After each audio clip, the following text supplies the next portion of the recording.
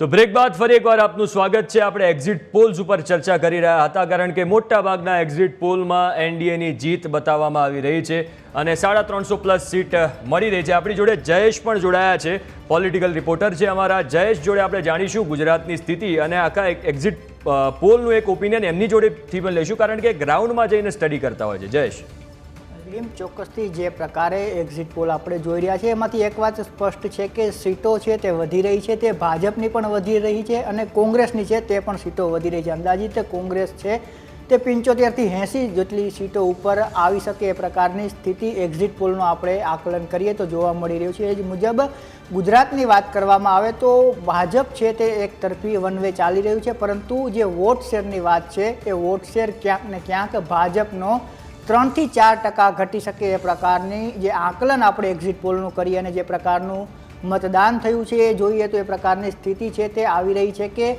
કોંગ્રેસ અને આપ જે એક સાથે ઇન્ડિયા ગઠબંધન હેઠળ લડ્યું છે તેમાં ક્યાંક ને ક્યાંક એને જે વોટ શેર અત્યાર સુધી જે આપણે વિધાનસભામાં જોયું કે જે વહેંચાયો એ ક્યાંક ફાયદામાં જોવા મળી રહ્યો છે, પરંતુ ગુજરાતમાં સીટો છે તેનો એટલો બધો ફેર નથી જોવા મળી રહ્યો। ભાજપ છે તે પ્રમુખતાથી ગુજરાતમાં આગળ વધી રહ્યું છે અને એ જ પ્રકારની સ્થિતિ આપણે ઓવરઓલ જોઈએ તો પશ્ચિમ બંગાળમાં પણ ભાજપ છે તે 23થી વધુ સીટો જીતે એ પ્રકારનું અત્યારે એક્ઝિટ પોલના માધ્યમથી આપણે સમજી શકીએ। એ જ મુજબ પશ્ચિમ બંગાળમાં ટીએમસી છે તે 13થી 17 સીટો છે તે જીતી રહ્યું છે। જે પ્રકારે અમિત શાહે પણ પશ્ચિમ બંગાળનો જે પ્રવાસ કર્યો હતો ને ત્યારબાદ તેમણે કહ્યું હતું કે 25થી વધુ બેઠકો જીતીશું। તો જે પ્રકારે એક્ઝિટ પોલના આંકડા આવી રહ્યા છે તે મુજબ પશ્ચિમ બંગાળમાં ભાજપ 23 સીટો ઉપર છે તે આગળ વધી રહ્યું છે। તો એ જ પ્રકારે ક્યાંક ને ક્યાંક બંગાળમાં છે જો વાત કરીએ તો ભાજપ પ્લસમાં જઈ રહ્યું છે, તો બિહારમાં ક્યાંક નુકસાન છે એ પણ ભાજપને સહન કરવું પડે એ પ્રકારની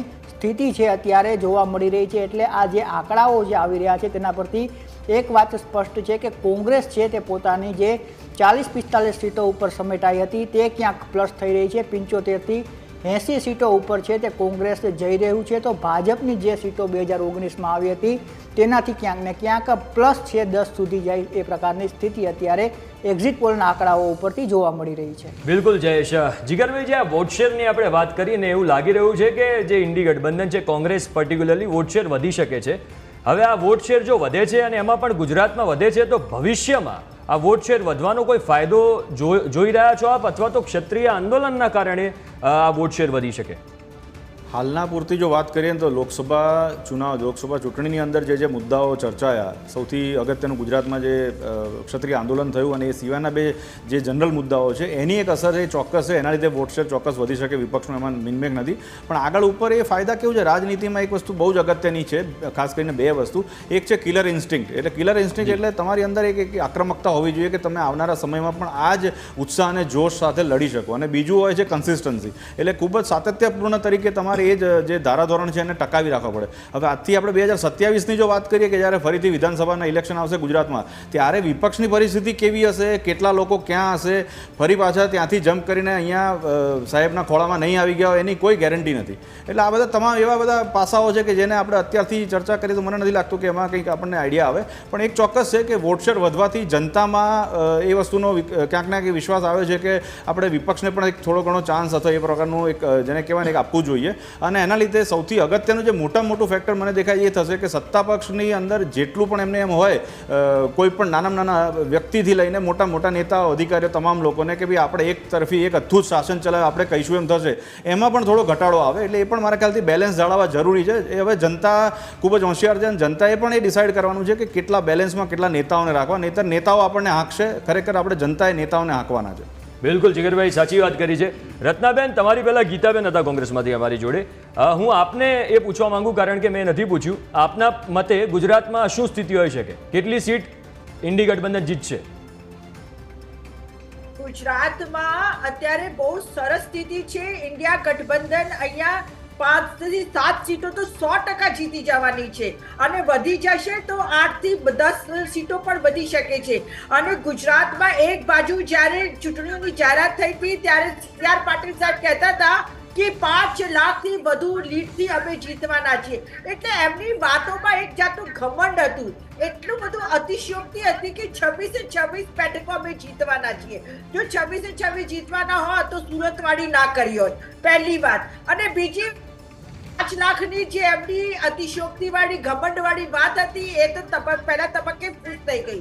અને જ્યારે જે રીતે આક્રમક રીતે અમારા ઉમેદવારો ફિલ્ડમાં નીકળ્યા અને જે રીતે એમનું ચયન થયું, અમારા જે દિલ્હીથી જનરલ સેક્રેટરી મુકુલ વાસનિકજી, પછી અમારા ગુજરાત પ્રદેશના અમારા પ્રમુખ શ્રી શક્તિસિંહ ગોહિલ સાહેબ અને અમિત ચાવડાજીએ મળીને જે રીતે ટિકિટોનું નક્કી કર્યું અને ઉમેદવારો નક્કી કર્યા, એનાથી પહેલા જ તબક્કે જેમ કહેવાય છે ને કે ભારતીય જનતા પાર્ટીનું મોઢું તો પડી જ ગયું હતું. આપ જોઈ શકો છો કે અમારા ગેનીબેન શરૂથી જ આગળ હતા, અમિત ચાવડા સાહેબ આગળ હતા, ડોક્ટર તુષાર ચૌધરી આગળ હતા, પછી અમારા પાટણની ચંદ્રસિંહ ઠાકોર, પછી ચેતર વસાવા અમારી જે ગઠબંધનમાં મળી સીટ એ આગળ હતા, પછી ધવલ પટેલ આગળ છે, સોરી ધવલ પટેલ ની ધવલ પટેલ તો બીજેપીના ઉમેદવાર છે. તો સ્લીપ ઓફ ટંગ થઈ શકે ઇટ્સ ઓકે, છે. It's okay. હા, તો અનંત પટેલ પણ એ સીટ જીતવાના છે. અમારા જે દાહોદમાંથી પ્રભાબેન ડોક્ટર તાવિયાડ એ પણ જીતવાના છે. એટલે અમારી સીટો તો આજે મતલબ અમને તો એવું લાગે છે કે હવે ગુજરાતમાંથી લોકો ત્રાહિમામ પોકારી ચૂક્યા છે અને બિલકુલ સાફ થવાની તૈયારી છે. 2027 જોજો ભાજપના નેતાઓ અને કાર્યકર્તા મોઢું બતાવવા લાયક નહીં રહે. અને બીજી વાત હું તમને કહી દઉં કે આ ફેરા જે ચૂંટણીનું જે આંકડા રજૂ થયા છે, 4.6% ઓછું મતદાન થયું છે. મોટી મોટી વાતો કરે છે કે અમારા તો કરોડો કાર્યકર્તા છે, 11 કરોડ ને 11 લાખ કાર્યકર્તા આખા દેશમાં છે, પન્ના પ્રમુખ છે, પેજ પ્રમુખ છે, ફલાણું છે ને ઢીંકાણું છે. એ બધા ઘરે બેસી રહ્યા આ ફેરા અને કોઈ બહાર ઘનશ્યામભાઈ જોડે જવાબ લઈ લો. એ બધા કોંગ્રેસ તરફીના વોટરો નીકળ્યા છે, કારણ કે લોકો ત્રાહિમામ પોકારી ચૂક્યા છે. આજ સુધી જે લોકો મોદીની ગેરંટી ઉપર કૂદતા હતા એમને ખબર પડી કે મોદીની ગેરંટી ઉપર તો હવે વાત જ ના કરાય, કારણ કે મોદી એકદમ જૂઠા અને ફેક માણસ છે. અને એટલા માટે જ હવે લોકોએ મોદી સાહેબની ગેરંટીને પણ બાજુમાં ફેંકી દીધી છે. હું જવાબ લઈ લઉં. ઘનશ્યામભાઈ, રત્નાબેન કહી રહ્યા છે કે ગુજરાતની જનતા ત્રાહિમામ પોકારી ઉઠી છે. આપનું શું માનવું છે, પ્રતિક્રિયા શું છે આપની? જી રત્નાબેન, હજુ 1.5 વર્ષ નથી થયું, 156 સીટો આ ગુજરાતની જનતાએ ભારતીય જનતા પાર્ટીને આપી છે.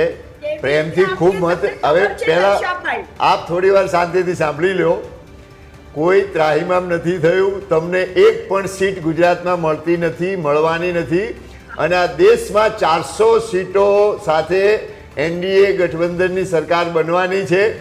તમારા કોઈ પણ વાદા વચનોને પ્રજાએ સ્વીકાર્યા નથી, એમને નકારી કાઢ્યા છે.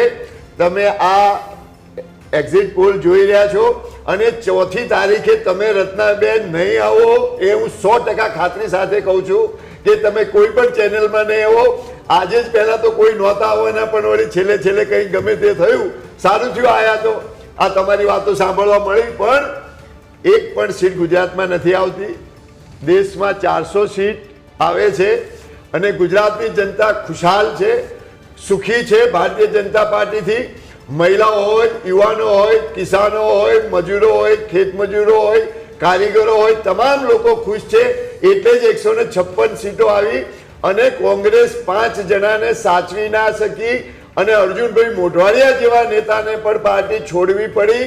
કેટલી કમનસીબી, કેટલી તમારામાં દિશા શૂન્યતા હશે કે આ જેનો તમારી કોઈ નેતાગીરી નથી, કોઈ નિયત નથી. ઘનશ્યામભાઈ, એ જે અર્જુન મોઢવાડિયાની આપે વાત કરી, બીજેપીમાં જોડાયા, પણ ચૂંટણી પછી આપને એવું નથી લાગ્યું કે ક્યાંક બીજેપીમાં પણ અસંતોષ જોવા મળ્યો? અમરેલીમાંથી પછી સહકારની ચૂંટણી હોય તો એમાં પણ અરે આટલો આ દેશમાં ડેમોક્રેસી છે, લોકશાહી છે, તમામને પોતાનો મત વ્યક્ત કરવાનો હક છે. ભારતીય જનતા પાર્ટી બિલકુલ ડેમોક્રેટિક પાર્ટી છે. એમાં એના જે પણ લોકો છે એને મત વ્યક્ત કરવાનો હક છે, કરે. પણ સરવાળે જ્યારે ચૂંટણીઓ થાય, કંઈ પણ થાય, ત્યારે કોઈ પણ ચૂંટણી જિલ્લા પંચાયતની હોય, કોર્પોરેશનની હોય, વિધાનસભાની હોય, લોકસભાની હોય, તમામ ચૂંટણીઓમાં ભારતીય જનતા પાર્ટીનો કાર્યકર, આગેવાન એક થઈને કામ કરે છે. અને એટલે જ તમે આજના એક્ઝિટ પોલ જોઈ રહ્યા છો.